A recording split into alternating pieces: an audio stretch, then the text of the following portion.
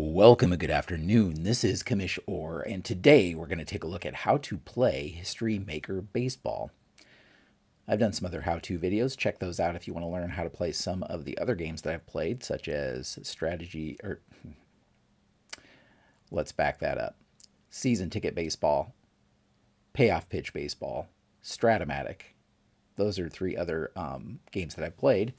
And now I figured I'd do one for History Maker Baseball, which is the most unique game of the set, I would say. So if you've ever curious about it or how to play, this is the video for you.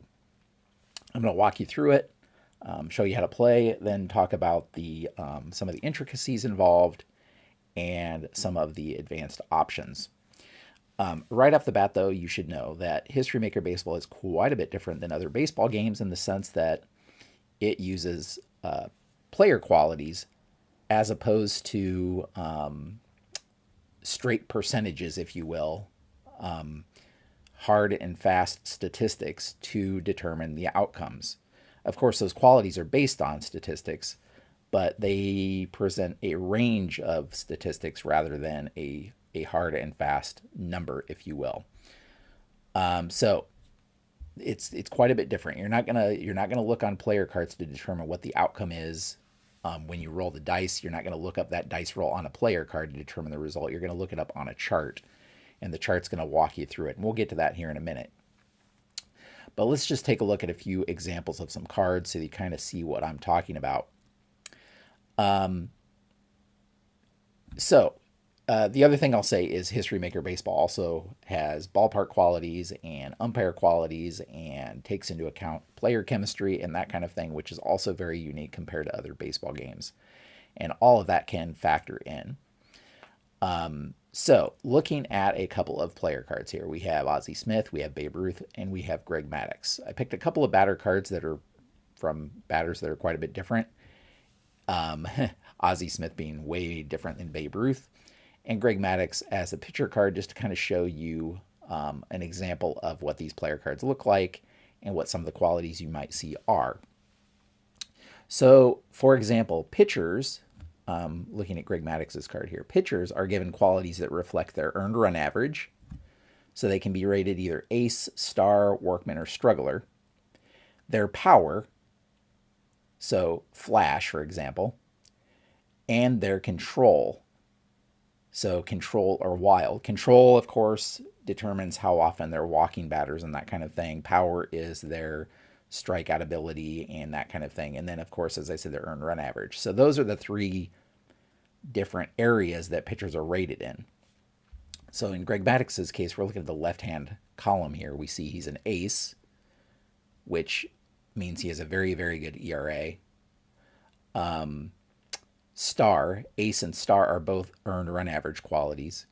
Flash is his strikeout ability or his ability to pitch for power. And then, of course, control, which Maddux is a huge control pitcher. So you see DB, which stands for double control here. Pitchers are also rated for hitting ability in case they bat in a game. So those you'll see on the right-hand side, but we'll ignore those for now. Batters are given qualities that reflect batting average. So champion, hero, utility, sad sack. We'd see Babe Ruth, hero and champion listed here. Ozzie Smith, hero listed here. They're also given their power ability, which is either home run king or slugger or scrapper.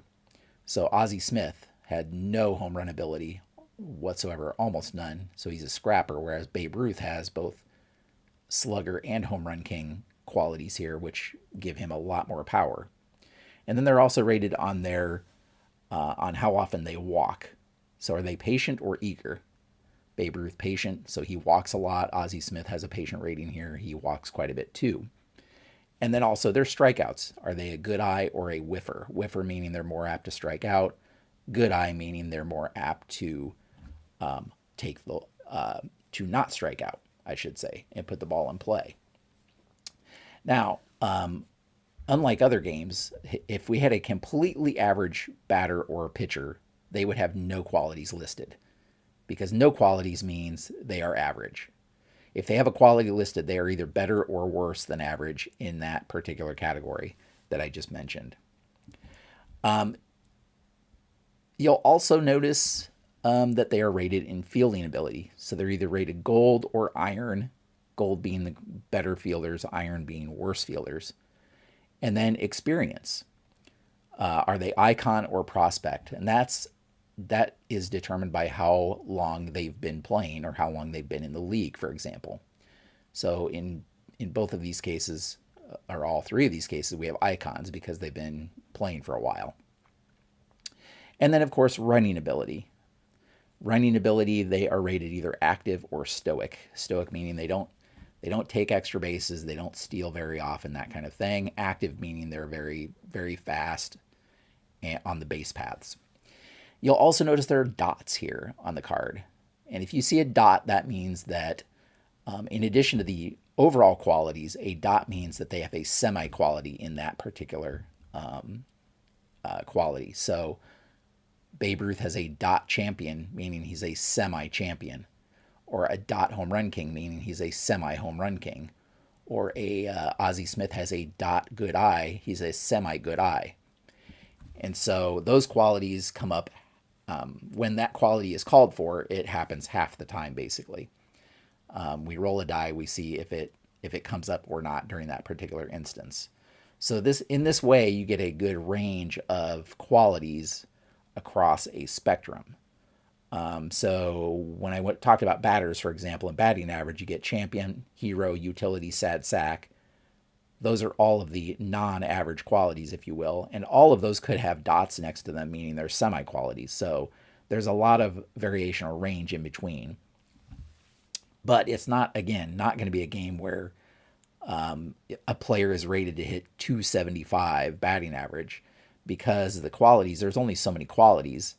So with that range of qualities, you're getting a range of performance, if that makes sense. You're getting a range of performance rather than a very specific batting average or whatever it may be.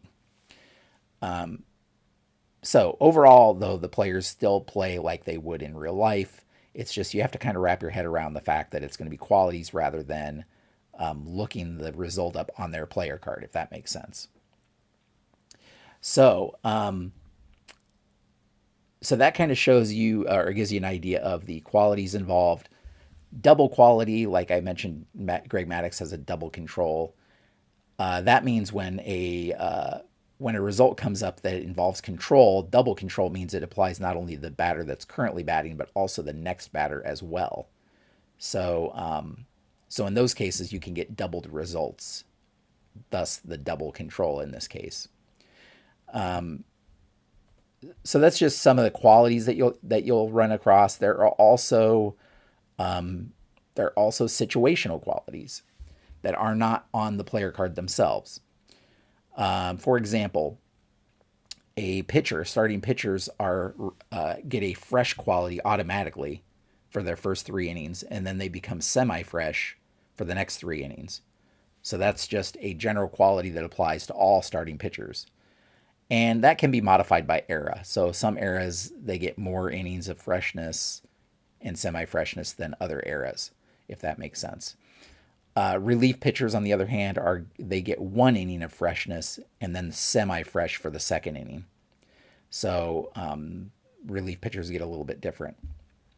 Same would be another quality, and that refers to situations where a pitcher throws to the same with the same arm that the batter bats with. So Greg Maddux is a right-handed pitcher. If he's facing off against a right-handed batter and you get same, well, the same quality would apply because the handedness of both players is the same. So that again, that's not going to be on a player card, but it's going to come up for certain results. And then there are just additional results that are situational as well. So relief pitchers who come in after an inning has already begun have the ace quality for the first batter they face. Even if they don't have the ace quality on their card, they're given an ace quality for the first batter they face. If they already have the ace quality on their card, then they get double ace for the first batter they face. And again, that only comes if they come in the middle of an inning. So that's a specific instance that can occur when they come in after the inning has begun. Likewise, any pitcher who allows 3 consecutive batters to reach base gets a semi-struggler quality because he's run into a situation, he's kind of struggling, so he gets semi-struggler if he allows 3 consecutive batters to reach base. And then if he allows that 4th batter to reach base, then he gets a struggler quality. Now, the second he retires batter, those qualities go away and they kind of reset. But it's just something to keep in mind, that you'll have to keep that in mind as the game goes forward. And again, these situational qualities are applied on top of or in addition to all of the qualities that are on the player's card already. Finally, another situational quality, or 2 of them, that refer to batting and where they bat in the lineup is cleanup or leadoff. So cleanup is you give that to the person in your batting order that's either in the 3rd or the 4th position in the batting order. You choose at the start of the game. At the start of the game, you designate whether it's going to be the number 3 or number 4 hitter to be the cleanup hitter, and he'll get the cleanup quality. Likewise, the leadoff hitter is any batter that's leading off any inning. So it's not only the leadoff hitter for the entire game, but anybody that's leading off an inning would have that leadoff quality. So those are some situational qualities that apply that you're not going to see on these cards, but apply when certain situations take place. And then finally, we have intangible qualities. So these are fluid. They can change from game to game and player to player. And they can be things like happy or unhappy. They can apply to a whole team. So like team chemistry can be either harmony or dissonant, depending on how the team has been performing lately. And we'll talk about that here in a little bit too. And then surging or slumping players can get a hot or a cold quality as well. So those are some other qualities that can apply. So unlike other games, you'll want to make note when you fill out the lineup and that kind of thing. You want to designate somewhere on there so that you kind of can keep track who the hot or cold players are, or if there's harmony or dissonance going on based on the game situation, happy, unhappy, that kind of thing. All right, so let's talk about, now that we've covered the qualities on the player cards, let's talk about game day. Game day, when you're actually sitting down to play a game. And there are 2 things to think about here. One, is this just a one-off game that you're playing, or is it that you're playing a season or a part of a larger series or something like that?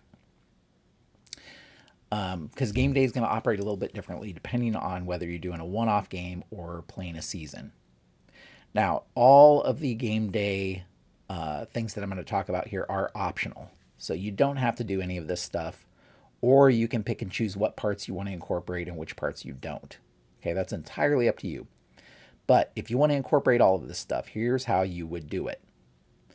First off, you're going to determine what the team clubhouse mood is. Okay, you're going to determine the clubhouse mood. And again, if you're playing a one-off game, the way you're going to do that is you're going to roll the decider die. The decider die. Remember, the decider die is the one that is either a blank or a bullet, as you see here. And the way I do it is, if the decider die comes up a bullet, then the clubhouse mood is going to be sunny. If the decider die does not come up a bullet, comes up blank, the clubhouse mood is going to be stormy. Okay? So that's how you do it. A bullet, it's sunny. A blank, it's stormy. And whether it's stormy or sunny is going to impact some of the messages and so forth that you get. But the first thing that it's going to do is, if it is a sunny mood, then the team chemistry for that game is semi-harmony. If it's a stormy mood, then the team chemistry that game is semi-dissonance. So if you roll and it's a bullet, it's sunny clubhouse mood with a semi-harmony chemistry. And without the bullet, it's a stormy clubhouse mood with a semi-dissonance chemistry. Remember, semi means that later on, if we call for dissonance or harmony, semi means if the decider die comes up with bullet, it is that quality that for that particular instance. And if it's a blank, it's not.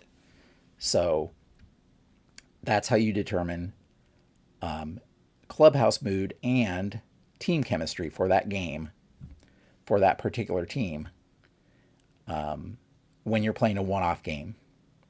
Now, if you're playing a series or season, what you would do is you would roll a six-sided die, just one six-sided die.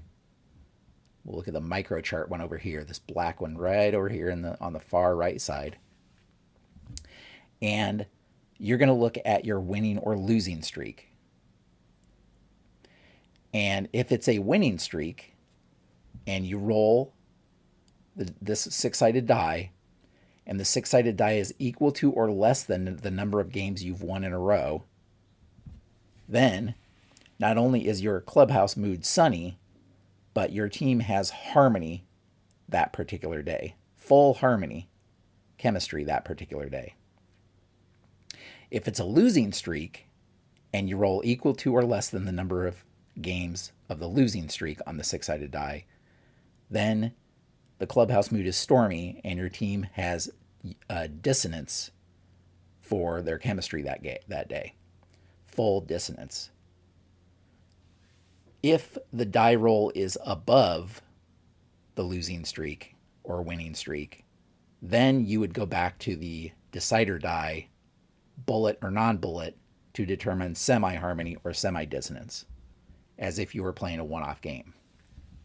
So that's the one little tweak if you're playing a series or a season from whether you're playing just a one-off game, is you would roll and you could possibly have full harmony or full dissonance if you roll under or equal to the winning or losing streak. So once you've determined whether your clubhouse mood is sunny or stormy, whether the team has dissonance or harmony or semi-harmony or semi-dissonance, the second thing you want to do is pick a hot and cold batter for your team. So you're just going to decide. You can just decide it arbitrarily, you can decide it randomly, or you can pick somebody who you think is doing well or not doing well recently. But you're going to pick one person, one batter, and that batter is going to be designated hot for that particular game.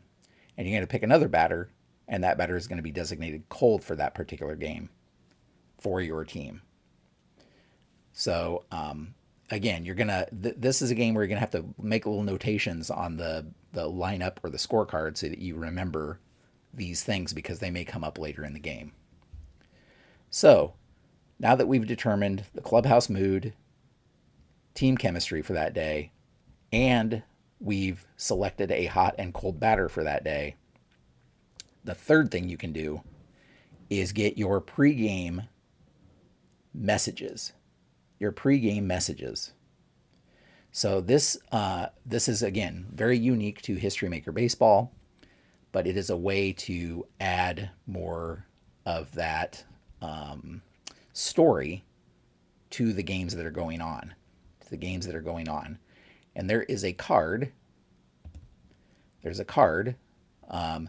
One side of the card shows clubhouse mood sunny. The other side of the card shows clubhouse mood stormy. And based on whether it's stormy or sunny, you're going to get different messages. And so for our particular example, let's say it is sunny. And you'll notice there are columns with die numbers 1 through 5 on each card. So what you're going to do is you're going to go through a list of like a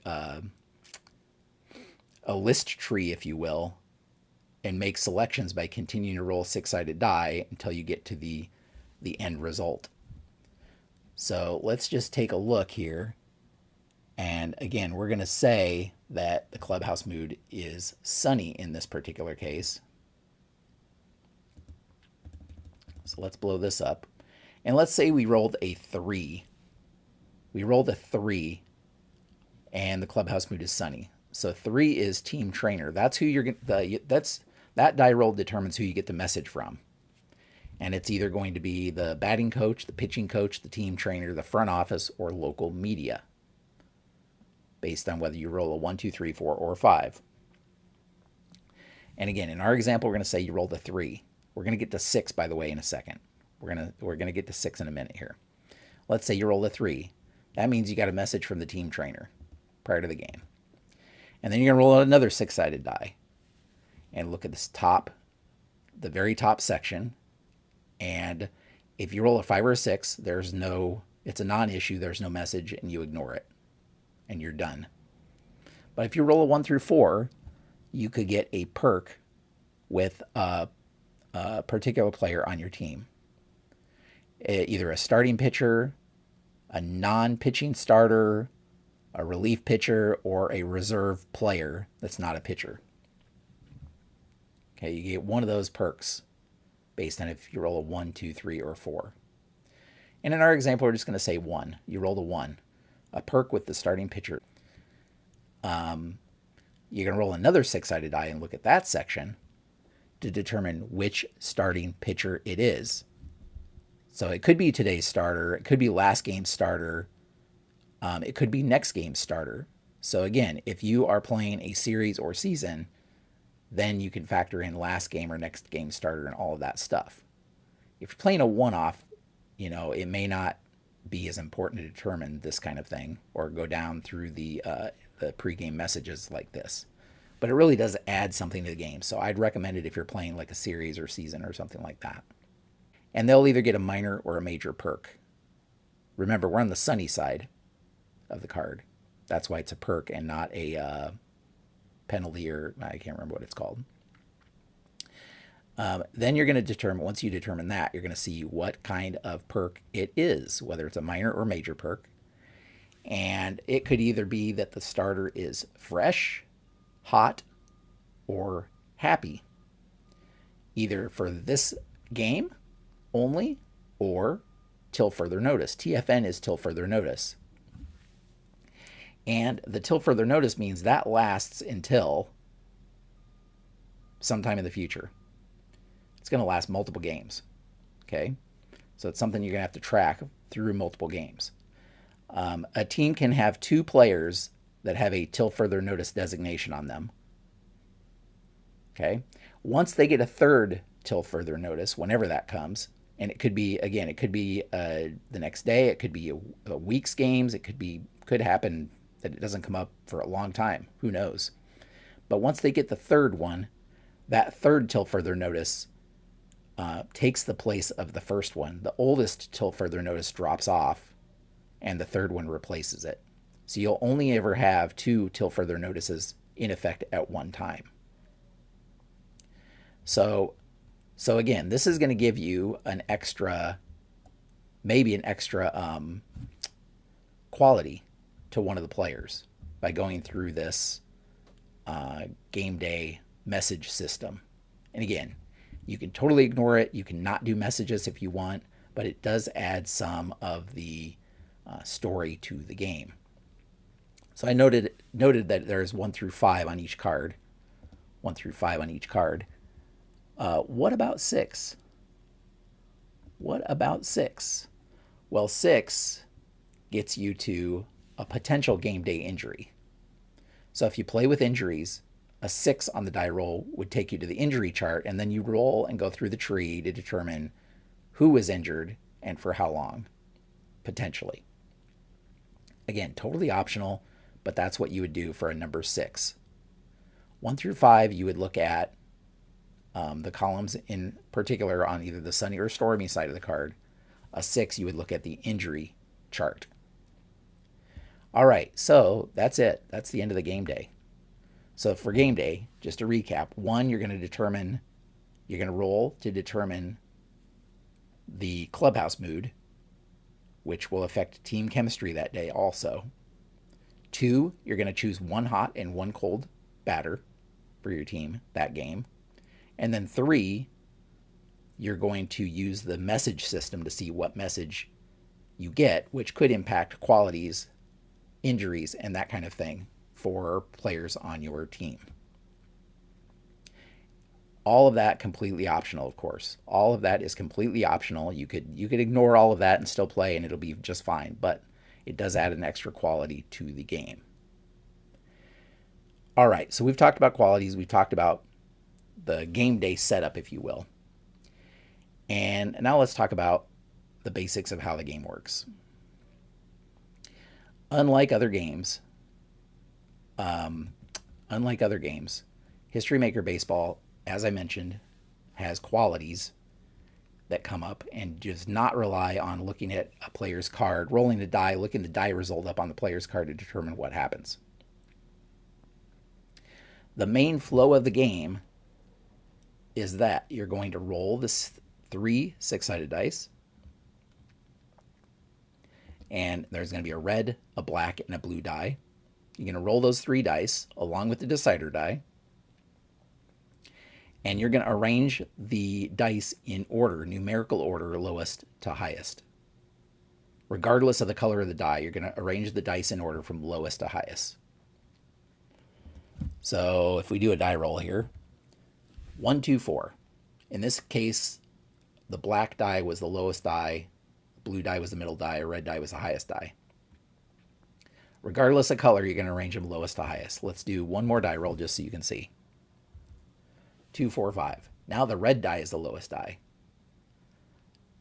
Again, the color of the dice, you don't arrange them by color or read them by color of dice in color of dice order. You read them from lowest to highest numerical order.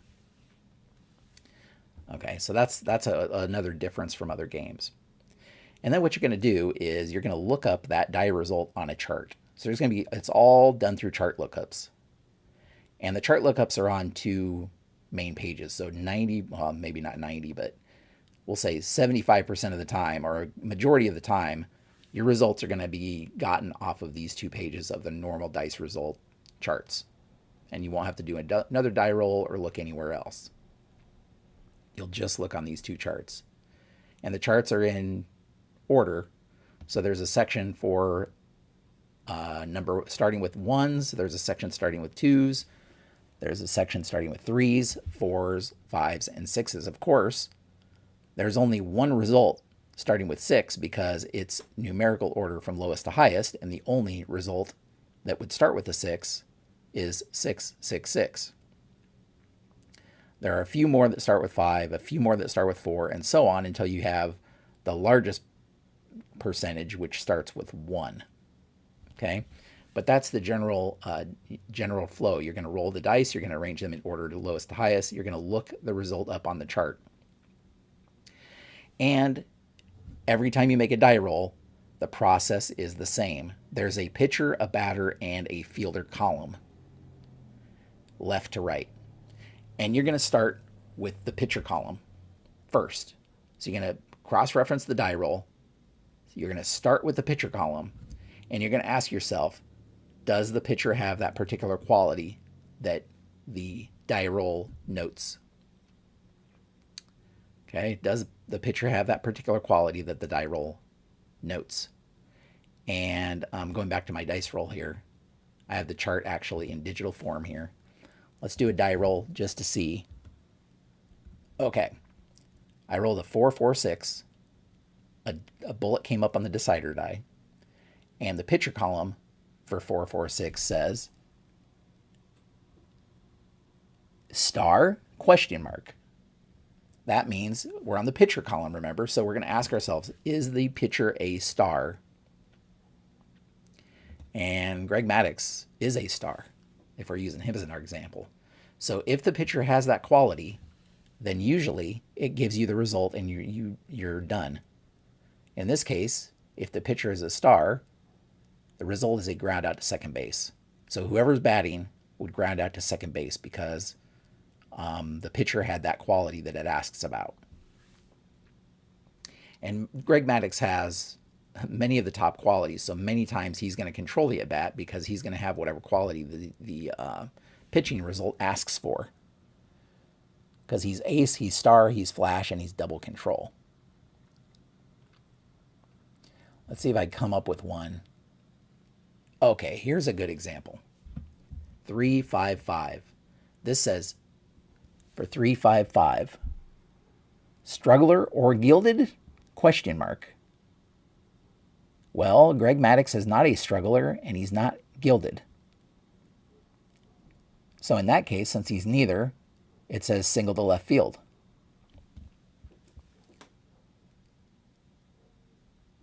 Or excuse me. Since he's neither, then that result doesn't apply. If he had been struggler or gilded, it would be a single to left field. So it's a question. You're going to see if the pitcher quality matches. If it does not, then you move on to the batter column. Okay? So because Greg Maddux was not a struggler or gilded, the single to left field does not apply. Had he been struggler or gilded, then the result would have been a single to left field.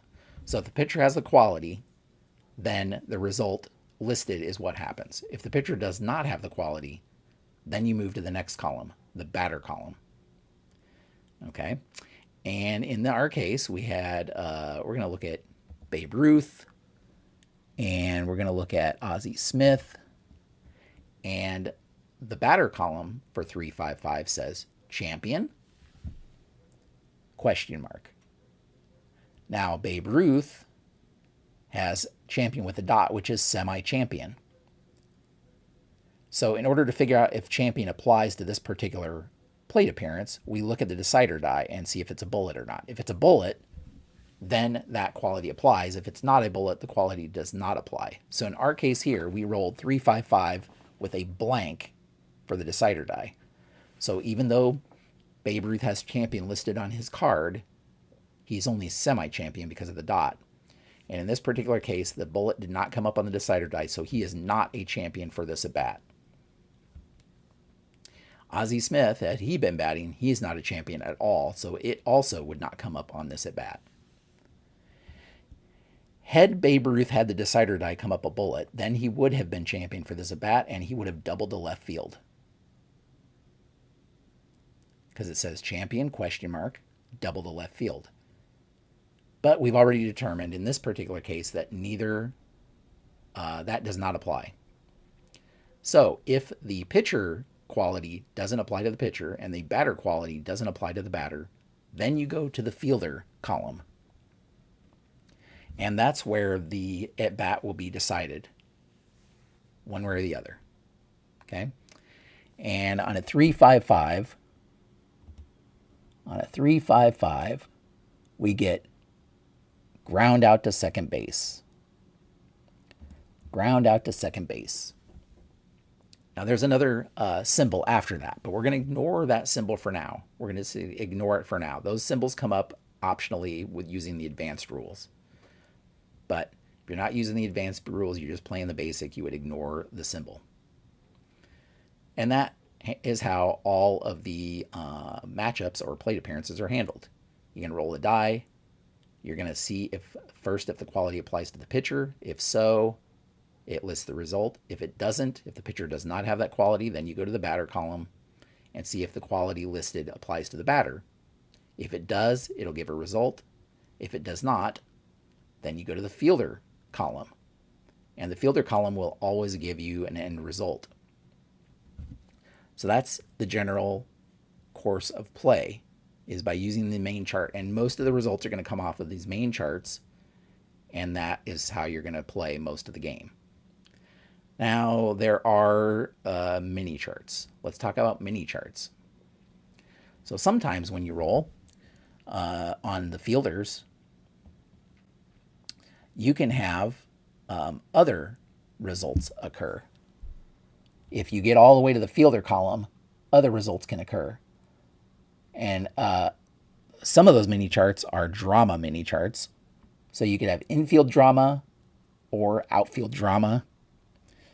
And so if a mini chart result says infield drama or outfield drama, Then what you would do is you would roll just 2 six-sided die and then consult the infield or outfield drama chart, which would be on another page. Okay. So in our particular case, I already pre-rolled everything because my die roller just does that. And in this case, we got a 2-2 on the drama mini chart. And let's say we had gotten an outfield drama. Well, I guess there's also plate drama. Infield, outfield, or plate drama could occur on a die roll. But in our particular case, let's say it's outfield drama. Well, that means that something occurred with the outfielder, with a particular outfielder. And so on the drama chart, we're going to look to see the result and see what the particular drama was. And an outfield drama on a 2-2 says center fielder gold, ? So then what you're going to do is you're going to look at the center fielder and see if he's gold or not for fielding. And if he is, then you're going to see the result. In this case, on outfield drama 2-2, if the center fielder is gold, he chases down a base hit and holds the runner at first with the throw. So the runner's going to get a single and he holds at first. Otherwise meaning he's not gold. Otherwise, single, a wild throw, and the batter gets to second on the error. Okay, so if he's not gold, then the batter would get a single. The outfielder makes a wild throw, and the batter advances to second on the error. So you'd assign an error to the center fielder in this case, and the batter would be at second base. Okay, so again, the drama mini charts, the main chart can lead you to a drama mini chart where you'll roll 2 dice and arrange them in order lowest to highest, and then look up the 2 dice on one of the subcharts or the mini charts. And again, usually it's outfield drama, infield drama, or it could be plate drama. Okay. And the other thing that could happen is on a 1-3-5, you get an unusual result. A 1-3-5 gives you an unusual result. And unusual results are like rare plays in other games. And this is the time where the color of the lead die makes a difference.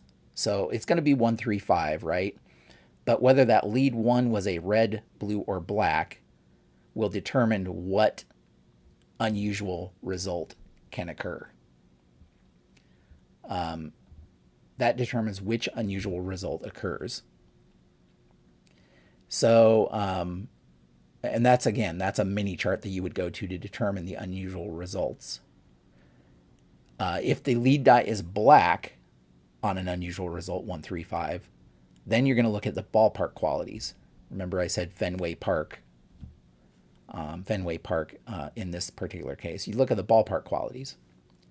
If the lead die is blue, if that 1 was a blue 1, then the umpire can come into play. And you're going to look at the umpire effect or the umpire mini chart. If it's red, if that lead die is red on a 1-3-5, then you're going to look up a memorable play result, which again is a rare play. So you roll a 1-3-5 based on whether that lead 1 is red, blue, or black. You're going to either look at the ballpark mini chart, you're going to look at the umpire mini chart, or you're going to go to the memorable play mini chart, which is where you'll get a lot of your rare plays and such. And then in all cases, you're going to roll two of the dice, arrange them in order lowest to highest again, and look up that mini chart to see what happens. And if it's a ballpark, it's going to look at the ballpark qualities. If it's an umpire, it's going to look at the umpire qualities. And you're going to have an umpire. You're going to have 4 umpires in the game. Home plate umpire, and the 3 base umpires. And you're going to look up the umpire in question, see if he has that quality or not, and that'll tell you what the result of the play is. And then unusual results, again, are rare plays, and that's going to be something funky. But it'll spell out exactly what what it means if you look at that chart. They're all in this chart book. You'll look at the appropriate chart to determine what happens. All right. Now, I'm glad that when we did our outfielder drama that this came up, because in the outfielder drama, what happened was we had a color result come up, a purple result come up. And you'll notice on the main chart even that some of the results on the fielder column have color to them, either red, purple, is there another one? Blue, red, purple, and blue, light blue. Okay. When you see a color come up on the result, then what happens is it's going to affect the next batter. It's going to affect the next batter. If it's red, if you have a red result on the fielder that you get to, and is, you get to the end, you get to the fielder column to get to the result, and it's a red result, then the next batter, you would roll on the player experience mini chart. Okay, so if it's a red result, then the next batter, you would not roll the 3 6-sided dice and go to the main chart. You would instead roll the 2 dice and look at the player experience mini chart. If the result is purple, you would look at the chemistry mini chart for the next at bat. And if the color's light blue, you would look at the right now mini chart for the next at bat. So again, most cases you're going to use the main chart for all of the plate appearances. However, if you get a result that has a color to it, then that color applies to the next batter. It applies to the next batter. And so based on the color, you'll go to one of the other mini charts to resolve the next at bat. And you're going to roll 2 6-sided dice to resolve those at bats, just like you did on the other mini charts. Okay, so in my particular case, when I did that die roll, let's see here. Oops, there we are. On my particular case, in the outfield drama, at the end of the outfield drama, it said the next batter chemistry. So we had a purple result that looked at team chemistry for the next batter. And those chemistry usually say batting team harmony or dissonance. So remember when we rolled to start the game, we determined whether the batting team had harmony or dissonance, or semi-harmony or semi-dissonance. And so it asks you a question, and you see if that quality applies. And if it does apply, then it gives you the result. And then there's a section that says otherwise. So otherwise means the quality did not apply, and it'll give you a result. Whether the quality applies, it gives you one result. And otherwise, it gives you another result if the quality doesn't apply. Okay.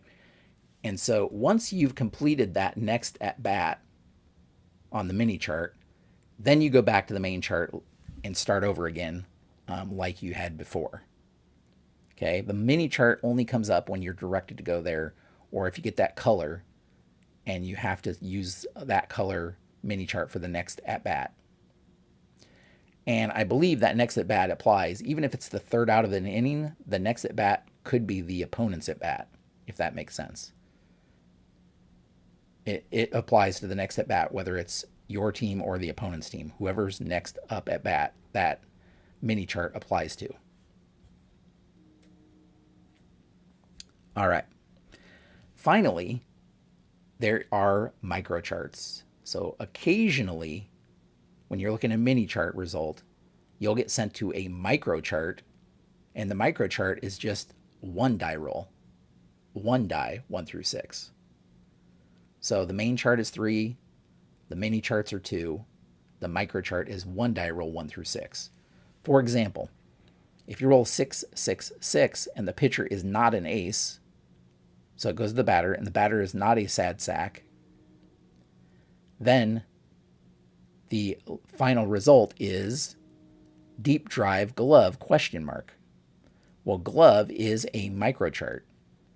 And so you'll go to the glove microchart, roll the 1 die to get the final result.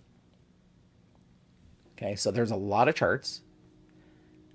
Again, a great majority of the time you'll be on the main chart, but the main chart may direct you to a mini chart, and occasionally those mini charts will direct you to a micro chart. On the main chart, you're going to roll 3 dice. The mini charts, you're going to roll 2, and the micro chart, you're going to roll 1 and look up the result and see if the quality applies. Again, the main way that the game works is you're going to ask yourself if the quality applies. If it does, it will give you the result. If it does not apply, you will either go to the next column if you're on the main chart, or it will say otherwise and tell you the result if the quality did not apply. And again, if you get semi-qualities, you're going to use the decider die to determine if that quality applies or not. If the bullet comes up, it does apply, and if the blank comes up, it does not apply. So, let's talk about base running. Base running advancement. Well, base running advancement is determined by what the lead die is. The lead die is always the lowest die, remember, because you're going to arrange them lowest to highest. And based on what the lowest die is, that tells you what happens for base running. So on a, I think I have this on the bottom of my little cheat sheet here, and I do, okay. If the lead die is a 1, then it's a double play ball on a grounder. So if there's a runner on first and the lead die is a 1, and you're determining what happened for base running, then any ground ball out is going to be a double play ball. Other runners advance. If the double play it does not take place, then runners hold. So if there's a runner on second, obviously, then you wouldn't have a ground ball double play, so the runner on second would hold. That's if the lead die is a 1. On flyouts, if the lead die is a 1, runners hold. If a bullet comes up, though, semi-active runners can move from second to third if the fly ball was hit to right field. So if there's a fly ball to right field, a fly out to right field, generally runners hold, but a semi-active runner or a bullet comes up or an active runner would advance from second to third on a fly ball to right. On a base hit with a lead die of a 1, runners advance 1 base on a single, 2 bases on a double. Okay. The other thing to keep in mind is if there's an active runner, so if the runner's active, he's going to score from second on any hit. And with 2 outs, any runner scores from second if the lead die is a 1. That applies if the runner's active, but with 2 outs, it doesn't matter if he's active or not. Any runner's going to score from second on a lead die of 1. Okay, now lead die of 2. Lead die of 2 on a grounder, it's a fielder's choice to second. They can't turn the double play, but they get the runner, the forced runner at second base. Once again, other runners are going to advance. And if there's no fielder's choice, runners hold. Runners hold if there's no fielder's choice. If there is a fielder's choice, batter's out at second, other runners advance. Now on a fly ball out with a lead die of 2, if the runner on third, if there's a runner on third and he's active, he scores. Otherwise, everybody holds. On base hits with a lead die of 2, they advance 1 base on a single and 2 bases on a double. So much like a 1 or 2, it's 1 base on a single, 2 bases on a double. And if the runner's active, though, and you roll a lead die of 2, an active runner will score from first on a double and from second on a single or any other hit. Now lead die of 3. A lead die of 3 is a fielder's choice, much like lead die of 2 on a ground ball out. On a fly ball out, stoic runners hold at third. Other runners would tag up and score on a sac fly. But if they're stoic, they hold at third. On base hits with a lead die of 3, runners advance 2 bases on any hit. And finally, the only exception to that is if the runner's stoic, they only advance 1 base on a single, 2 bases on a double.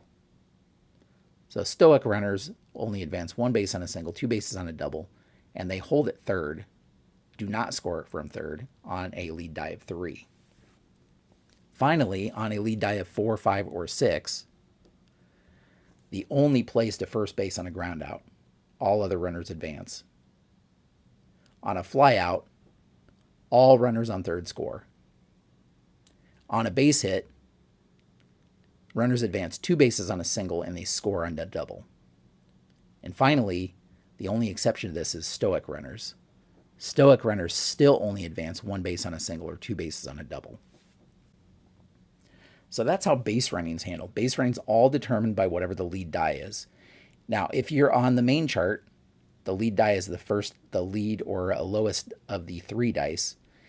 If you're on a mini chart, the base running die would be the lowest of the 2 dice. So you are always looking at the lowest die roll. You're not re-rolling. You're looking at the lowest die roll that determine the outcome, and then that's going to determine base runner advancement. All right. So the only other thing I'll mention about team chemistry is that occasionally you'll get happy players. If you do the messages, pregame messages, you could get a happy player. And happy players override team chemistry. So if you're going to check team chemistry for a particular batter and that batter is happy, they're always consider harmony for results, regardless of whether the team itself as a whole has harmony or not. Happy batters always have harmony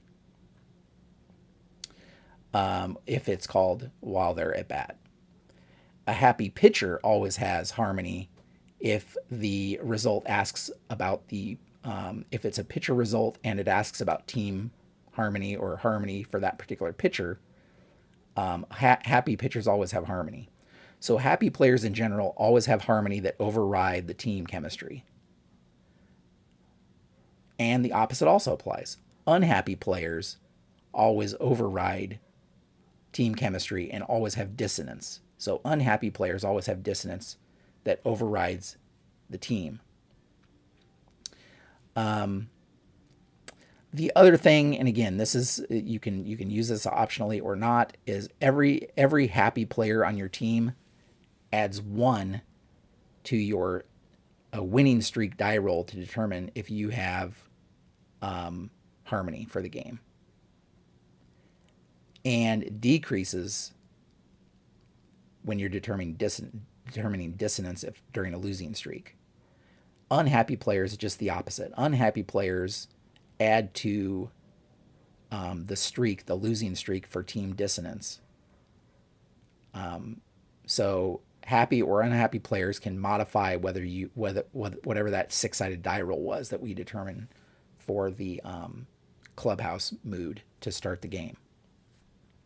And again, like I've mentioned before, you can play totally optionally with all of that. Now, the other thing I'll mention is the right now results. So sometimes you're directed to the right now mini chart. And the right now will ask whether a particular player is hot or cold. Now, you've designated one player hot and one player cold. So if that comes up with that particular player, it's easy to determine where the result applies. But if it's not a designated hot or cold player, then what do you do? Well, then you determine if that player is hot or cold based on, if it's a batter, based on what he has done in his prior at bat. So if it is, and the inning, you're going to cross-reference that with the inning.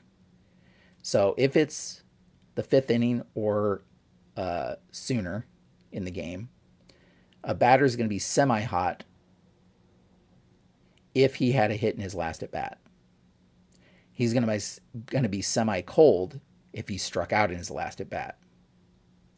So again, semi, you're going to roll and see if a bullet comes up on the decider die to see if the quality applies in that case. But if he got a hit in his last at bat and it's the fifth inning or earlier, then he's semi-hot. If he struck out in his last at bat, he's semi-cold for a batter. If it's after the fifth inning, he's full hot if he got a hit in his last at bat, and full cold if he struck out in his last at bat. So the inning also matters. For a pitcher, again, if it's the fifth inning or sooner or earlier in the game, he's semi-hot if he struck out the last batter he faced, and he's semi-cold if the last batter he faced got a hit. And again, full hot or full cold if it's after the fifth inning and he either struck out the last batter he faced or got a hit, or the last batter got a hit. And if none of those apply, then they're neutral. They're not hot or cold in that particular case. But that's again another instance where you're going to have your one hot and one cold batter, but you could have semi-hot or semi-cold batters or pitchers based on strikeouts or base hits in their last at-bats or the last batter they faced. We already talked about ballparks and umpires. The last thing that we're going to talk about is strategy cards. So if you're following along, you're like, well, where does stealing come into play? Or what if I want to do a sacrifice bunt? Well, each team has access to strategy cards. And each manager for each team has access to the strategy cards. And you can also use them if you're playing solitaire, if you're playing head-to-head, whichever. And the strategy cards can be played to change the dynamic of that particular at-bat or that kind of thing. Again, this is optional. You don't have to play with all the strategy cards. You could just ignore them if you wanted to.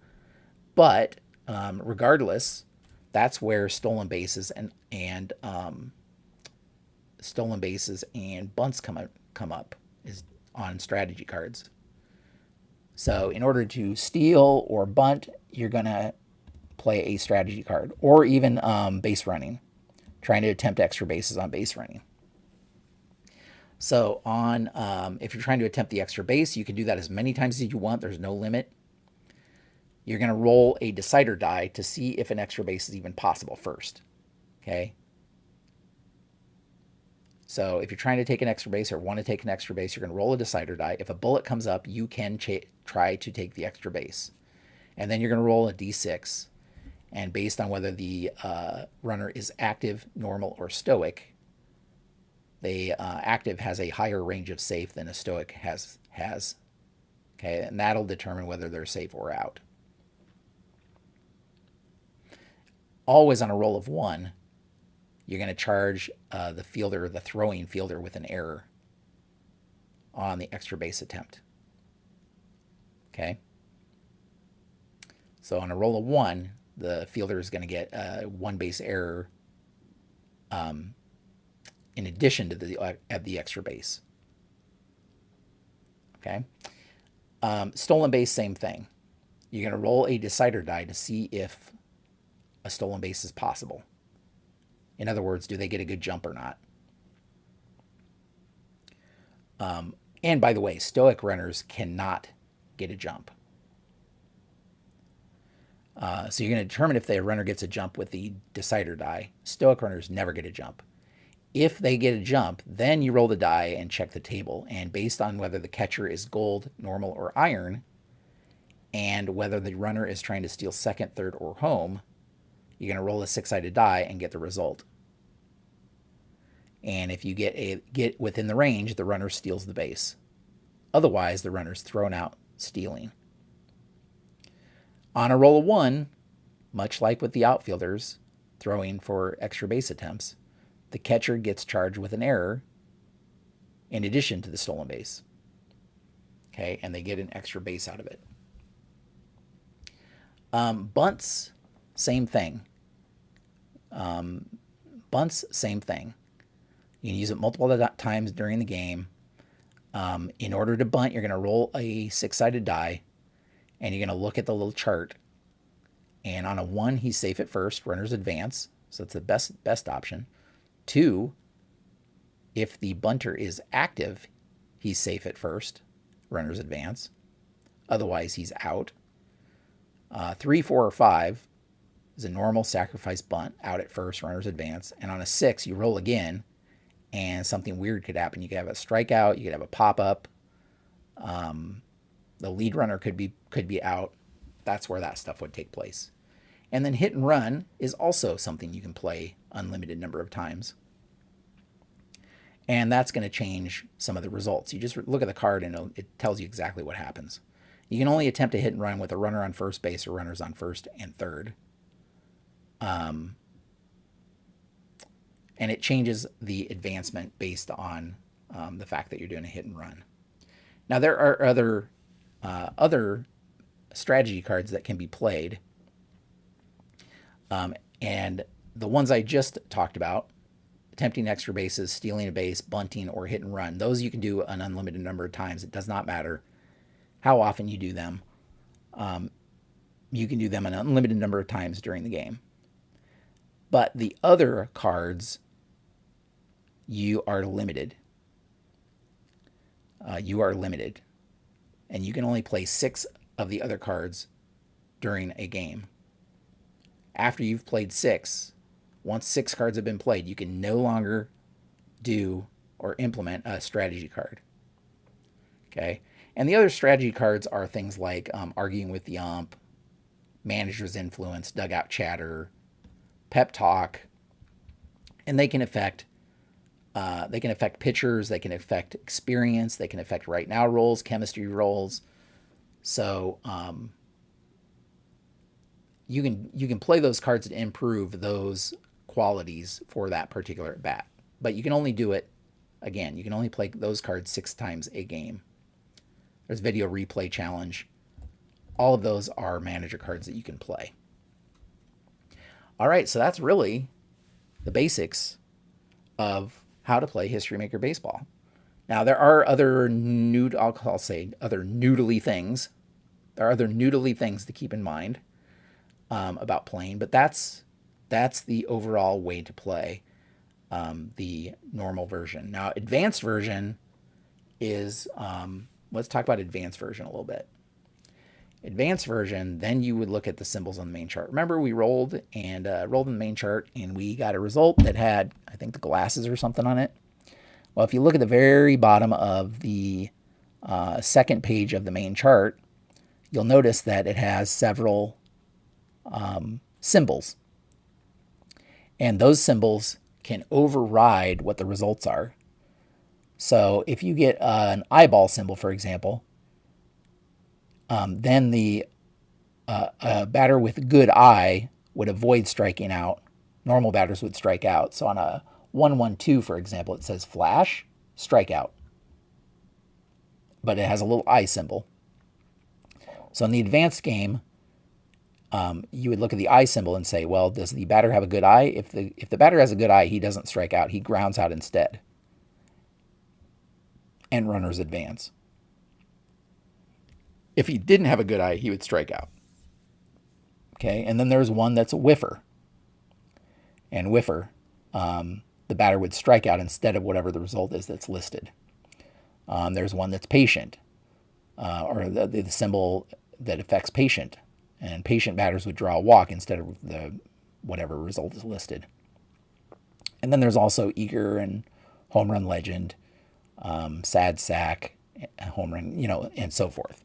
But when you get one of those symbols, if you're playing the advanced game, you would look up that symbol and it could override the actual result if that result comes into play. The other thing is, let's go back to Babe Ruth here. You'll notice Babe Ruth has a little delta symbol on his card. If you're playing the advanced options, then you can have players that have either a delta or a sigma rating on their card. And this helps to account for player performance outside of the norm.